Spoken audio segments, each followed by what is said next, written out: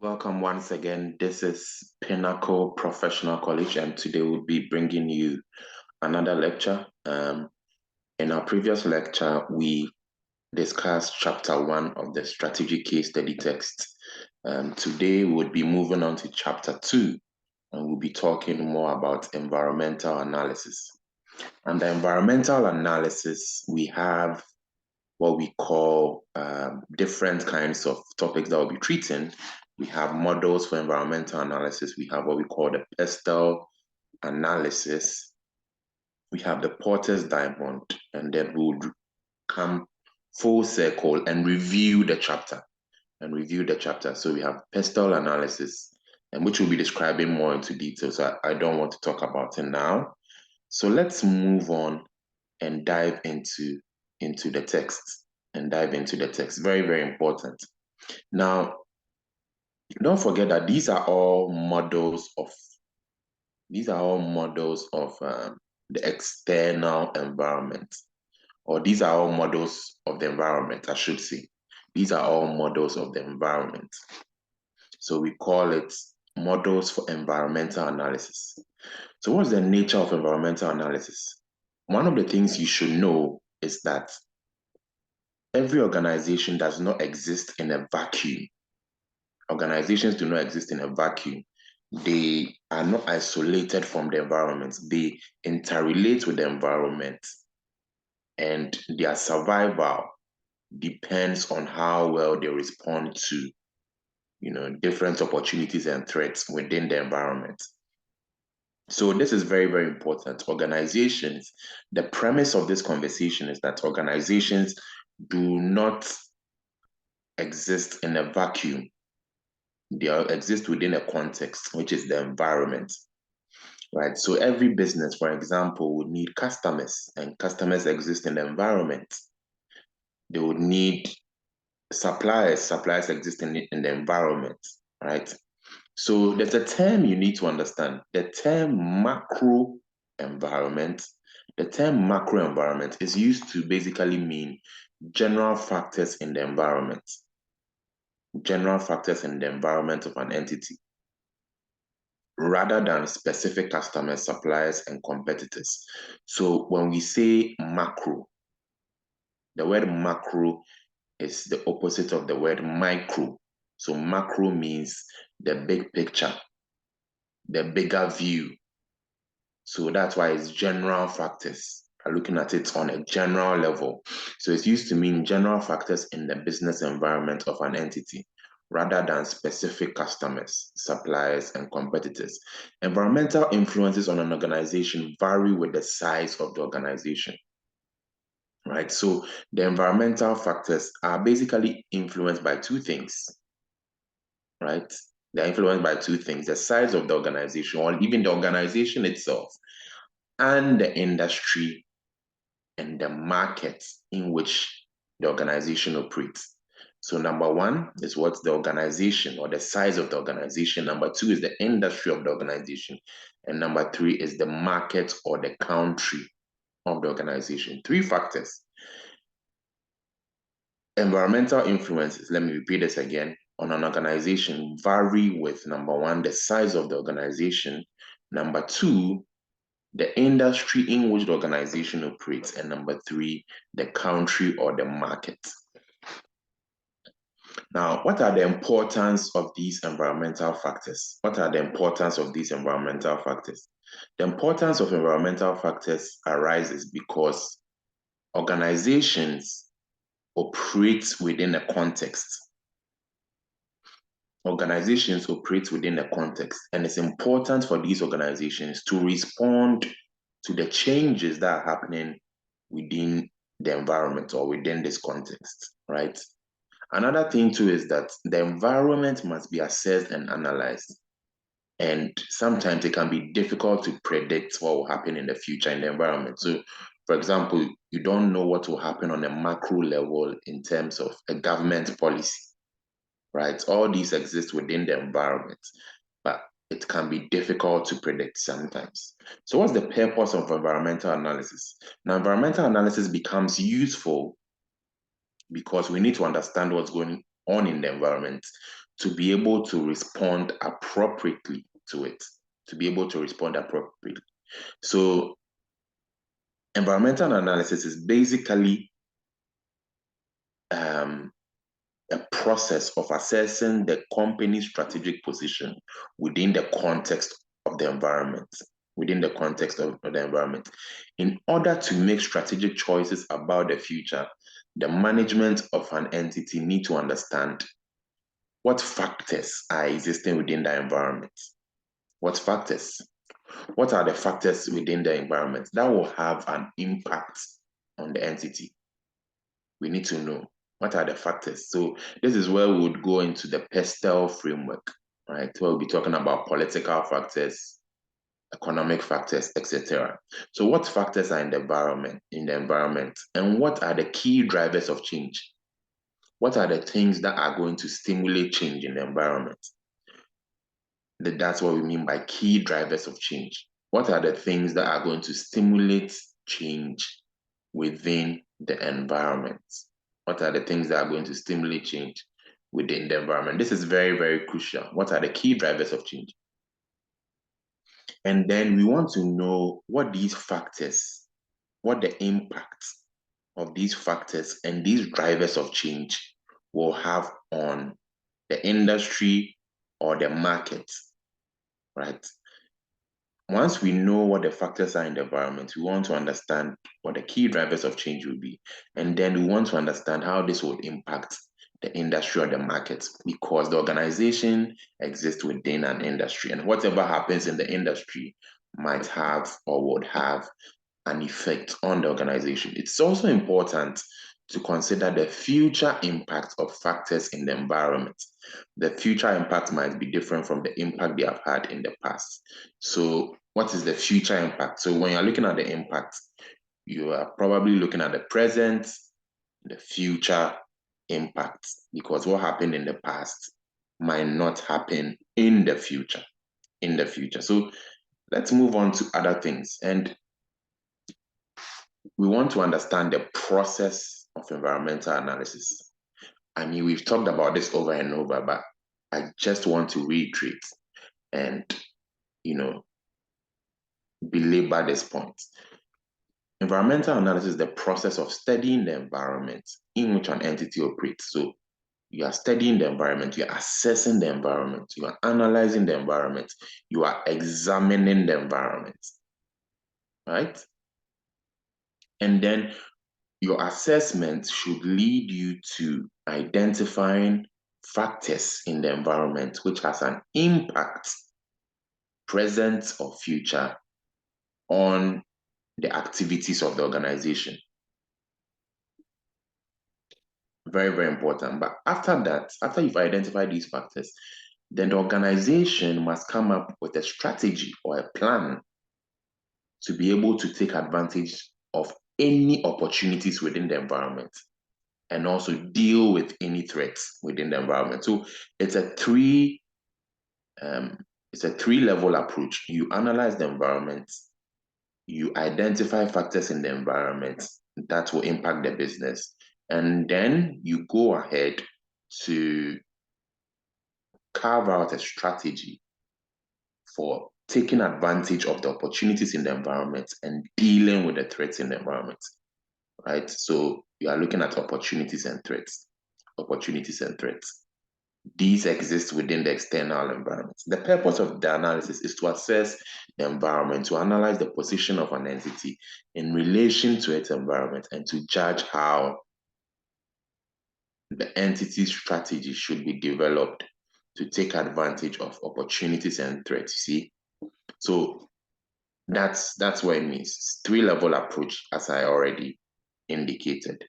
Now, there are models for environmental analysis. When we say a model is simply a framework for systematically analyzing a management occurrence, right?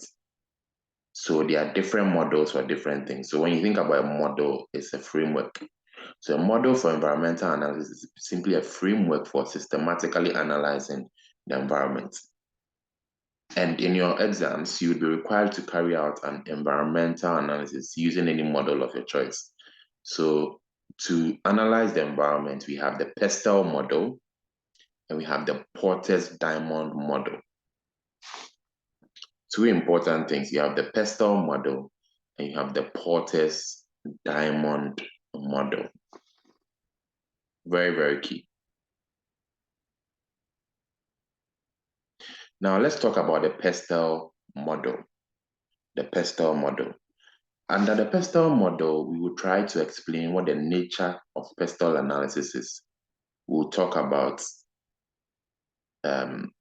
what PESTEL means. So PESTEL basically means, the P means political, as you can see, the political environment.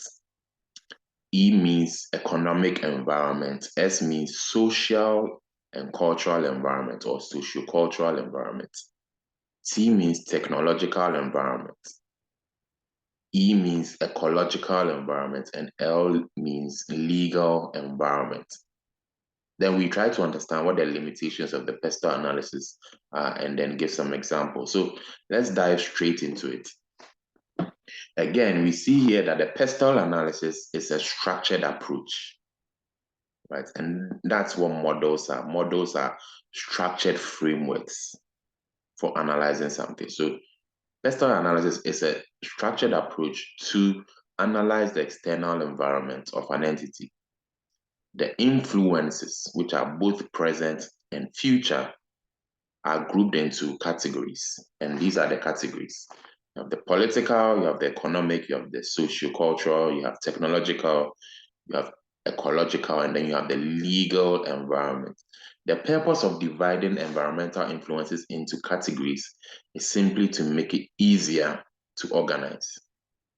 Now, the reason why we've categorized this, it makes it easier to analyze because there are so many factors, and if you don't categorize them properly, it's going to be difficult to analyze. You might also see reference to what we call SLEPT analysis and PEST analysis. These are similar to PESTEL analysis in concept, but use a smaller number of categories. So if you pick PEST frame analysis, it only looks at the political, economic, social-cultural, and technological. That's it. So it uses a smaller number of categories, but PESTEL uses literally, the most that it can. So SLEPT analysis uses the same categories of environmental factors as PESTEL analysis without ecological influences. And then PEST analysis uses everything that the SLEPT analysis uses, but includes political influences and legal environment, right? So PEST analysis is the same as SLEPT analysis, right? It's the same as SLEPT analysis, but includes political influences and legal environment in the same category, So that's that. But it's overall important to understand PESTEL. I think in the exam, that's what you would be focusing on. The political environment consists of political factors, right? So these are political factors that exist within the environment that have to be managed by the organization. Investment decisions by companies will be influenced by factors such as the stability of the political system, right? The stability of the political system. So that's a political factor. How stable is the economy? How stable is the country? Is something like a war or political unrest going to rise? If that's going to rise, it's definitely going to affect the business. So we want to understand the stability of the political system. It's very, very key. Very, very key. And we want to also know the threats of government action to nationalize the industry. These are all political factors. Is the government into nationalizing the industry and seizing ownership from private business? You know, and there are in some countries, they believe in nationalization. So even private companies would be overtaken by the government and their ownership will be seized. So are there any threats like that?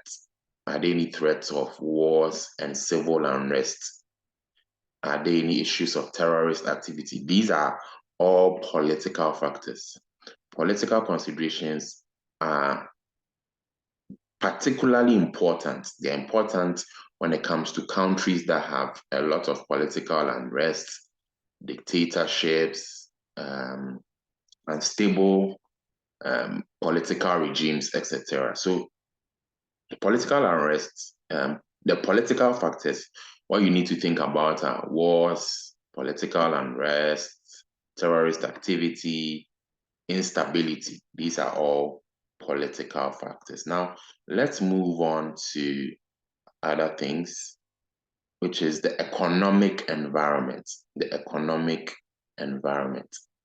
So the economic environment consists of economic factors, right? And the impact they have on the business or the activities of the business. So here, when you look at economic factors, you have things like, you're talking about things like inflation, interest rates, exchange rate policy, growth rates, unemployment level, you know, tax rates or tax and subsidies, etc. Right? There are many examples given here, but these are all economic factors. Right? Are there any tax incentives? Right? What's the availability of skilled workers? What is the level of interest rate? So if the company wants to borrow money to fund their business, they would want to know the level of interest rate and the potential of the interest rates to go up or fall down. So these are all economic factors. These are all economic factors, very, very important. Economic factors are very important because they affect, you know, the decision of the company on where to invest. So it's very, very crucial. It's very, very crucial. So that's what we mean by economic factors. So we've discussed political factors, we've discussed economic factors. Now let's move on to the social and cultural environment. An entity is affected by social and cultural influences in the countries or regions in which it operates.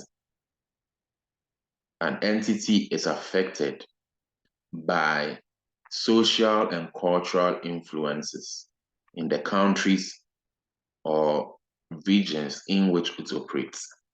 Right? So here you are looking at the social customs of the people, the attitudes of the people. Very, very important. When we talk about social factors, you are looking at, or socio-cultural factors, you are looking at the values of the people you are dealing with. What are their values? You know, because the values would impact what they buy or do not buy. Right? The values would impact what they buy or not buy. So the values of the people, the beliefs of the people, the attitudes of the people, right? What are also the patterns of work and leisure? So are they doing a 4-day work week? Do they believe in a 4-day work week? Do they believe in working 16 hours a day, 12 hours a day, etc.? So what are the patterns of work and leisure, such as the length of the working week and views about what to do during leisure time? So that's number 2. Then you have the ethnic structure of society.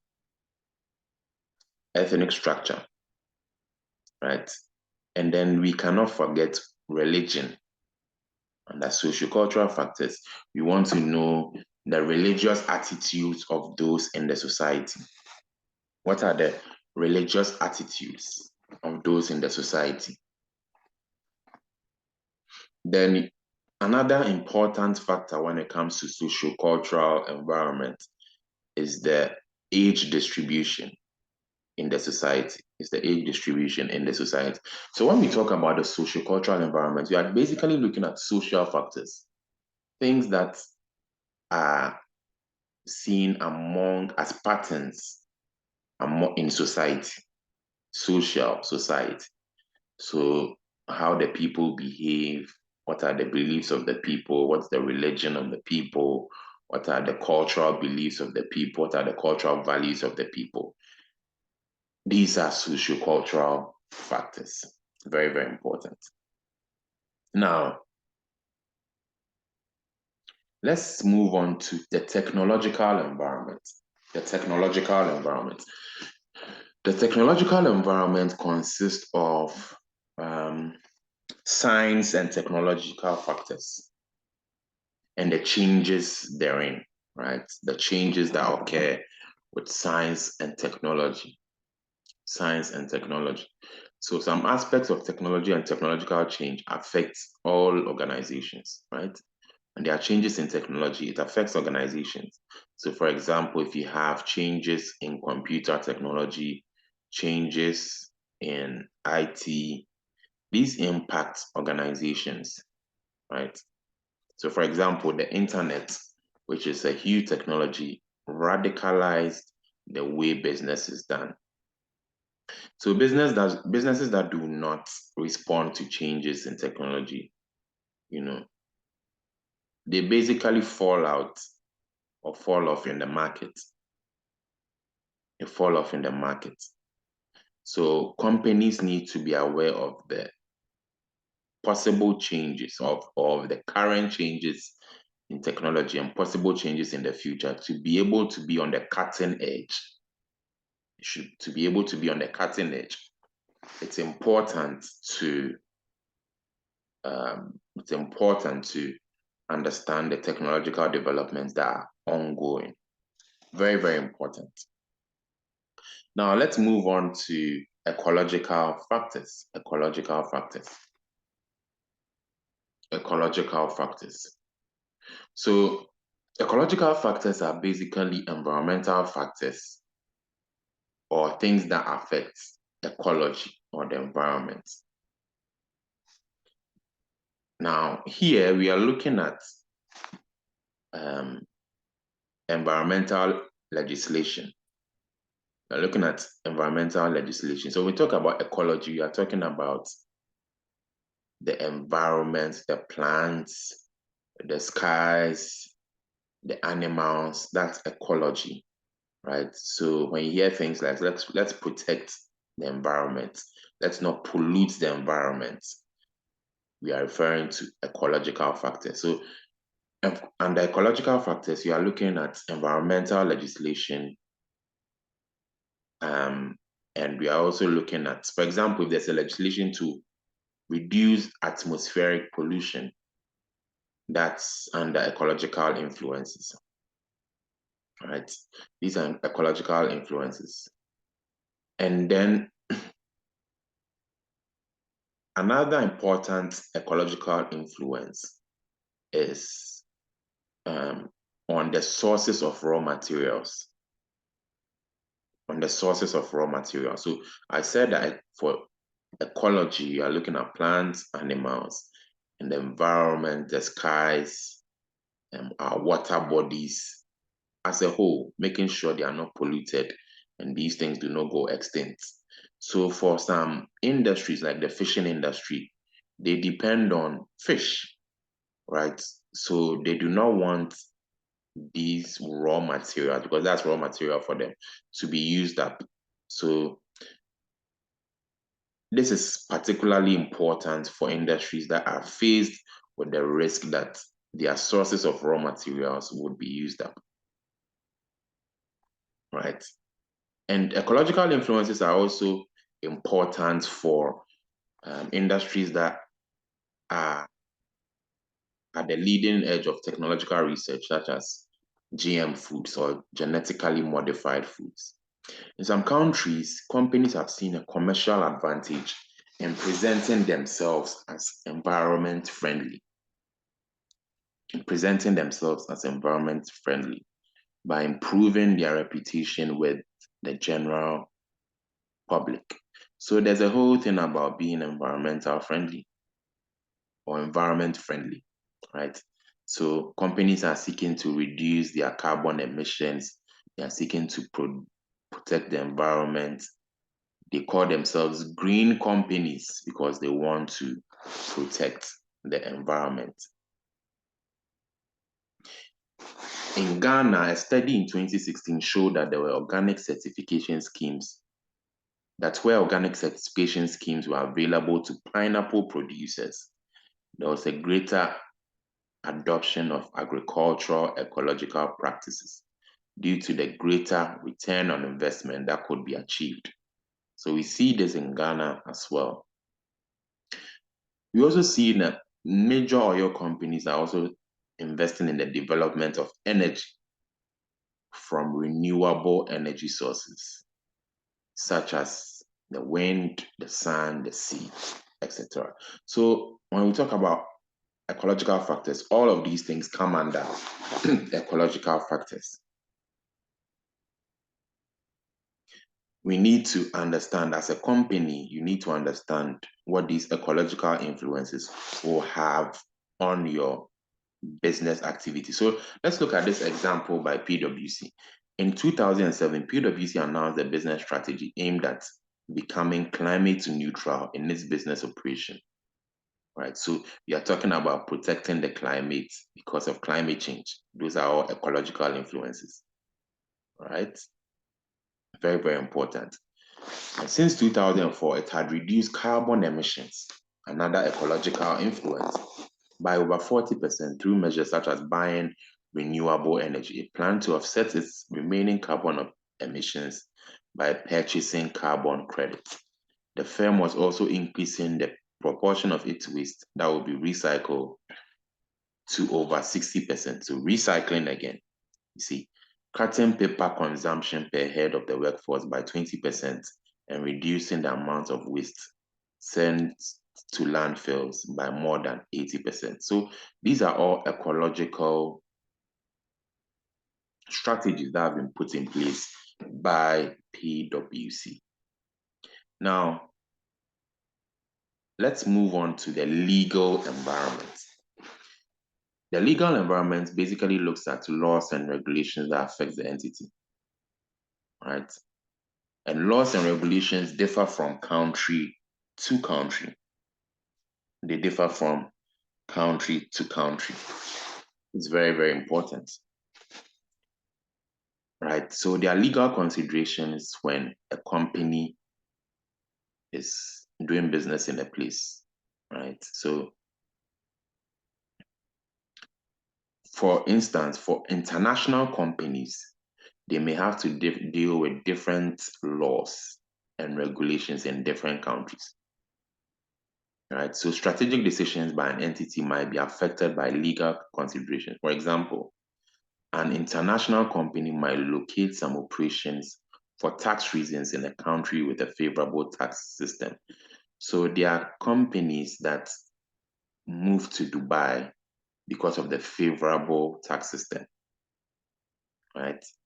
There are also decisions to relocate operations from one country to another. That could also be as a result of employment law, right? Maybe in some countries, employment law favors the company, so they will decide to move there. So you have tax law, you have employment law.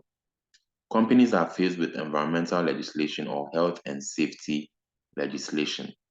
So these are all laws. You have what? Tax law, you have employment law, you have health and safety law. So these are legal considerations. These are all legal considerations. Now, let's move on to the limitations of PESTEL analysis. What are the limitations of PESTEL analysis? What are the limitations? Just think about in your mind as we've discussed everything. What do you think will be some of the limitations? Right? The PESTEL analysis is not necessarily predictive. It can identify environmental influences in the past and the present, but it does not necessarily have a look or a peep into the future. So it's more of, if you sit down and do a PESTEL analysis, you can identify factors in the past and the present, but can you really identify what's going to go on in the future? The PESTEL analysis is not able to do that. Very, very important. The PESTEL analysis, the second limitation for the PESTEL analysis is that it is more a qualitative analysis, right? And it's not for quantification. It is not quantified. It's qualitative, not quantitative. And so if it's qualitative, there's a lot of subjectivity. It is the manager's decision or judgment to decide which environmental factors are more important than others. Right? So the first limitation is that it looks at the past and present. It doesn't look at the future. And second, it's only qualitative. And if it's qualitative, it's subject to a lot of judgment and subjectivity here. Now, let's look at the PESTEL analysis examples. In your examination, you'll be required to apply PESTEL analysis to a case study or scenario. You'll be required to apply PESTEL analysis to a case study or scenario. So the most important thing here is to practice with examples. You have to practice with examples. The main point here is, because this is a case study, it's not to just memorize the model, but know how to apply the model to a scenario. Right? So if you look at, let's say, the telecommunication industry, are you able to, or if you look at the environment of, let's say, Vodafone, are you able to use the PESTEL framework to be able to analyze the political factors, economic factors, socio-cultural factors within the environment? That's the key question that you need to ask yourself. That's very, very important. So application is very, very important, because the whole idea of the PESTEL framework is to organize your ideas,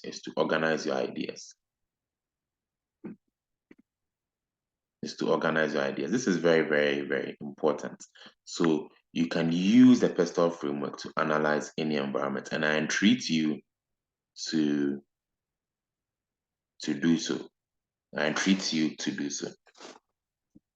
Very, very important, please, and very, very important. So let's take an example. I'll use an example. Let's take the example of the building construction. The UK building construction industry is strongly influenced by, the political, legal, environmental, ecological factors.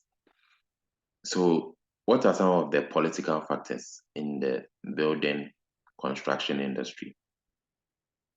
For example, there are pressures to increase the volume and affordability of homes.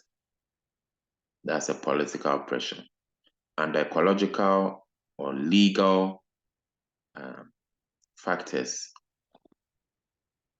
there are building regulations. Building regulations are becoming more and more stricter as it focuses on becoming environmentally conscious.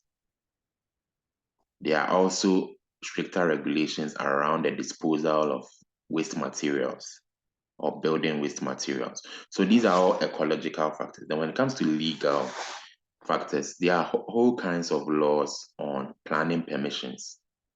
You need planning permissions to build new homes. So these are also legal factors.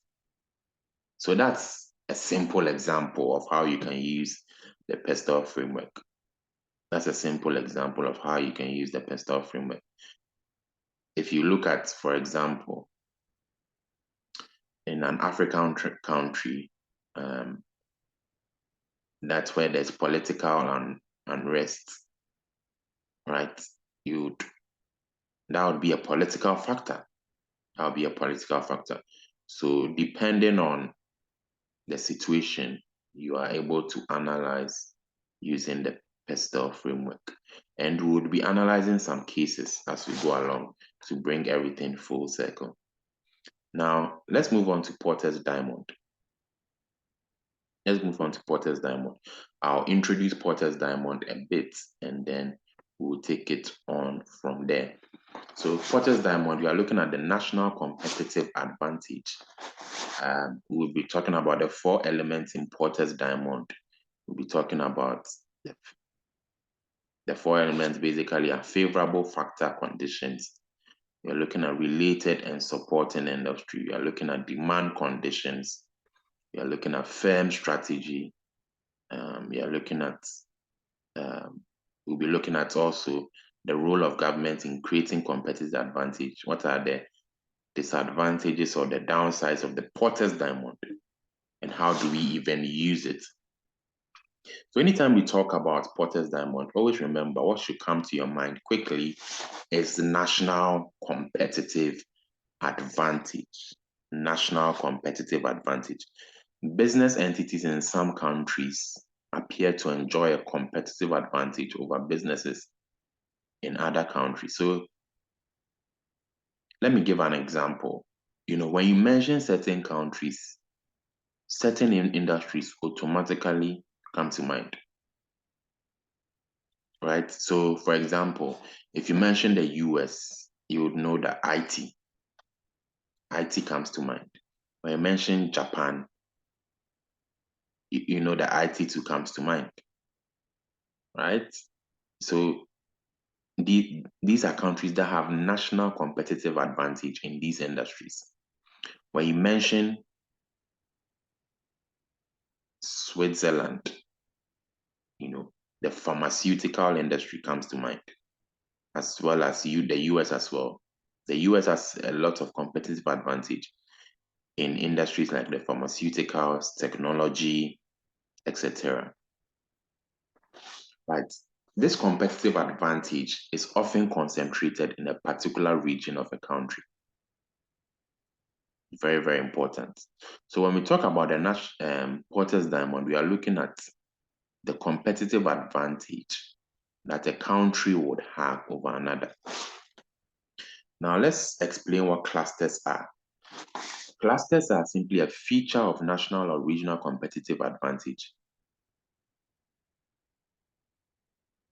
So a feature of national or regional competitive advantage is the existence of a cluster. A cluster, right? And a cluster, I should say, is a concentration of interconnected companies in the same geographical region. So what comes to mind when you say a cluster? These are companies that are connected who are in the same geographical region. So something like Silicon Valley is a cluster where you have all the tech companies in that region. So it consists of companies in the same industry and also specialized suppliers and service providers to the industry, right? There may also be firms in related industries. So that's what a cluster is. That's what a cluster is. So it's important to understand national competitive advantage. It's important to understand what clusters are. And it's also important to understand what causes national competitive advantage. These are all crucial things. So Porter's Diamond is a more extensive topic, and I would want us to discuss it in a future video. So I would create a future video on this topic. I've introduced it briefly, but I would like you to read ahead and then we catch up again in another lecture. If you have any questions on what I just taught, you can leave it in the comment section. Thanks and have a good day. Bye-bye.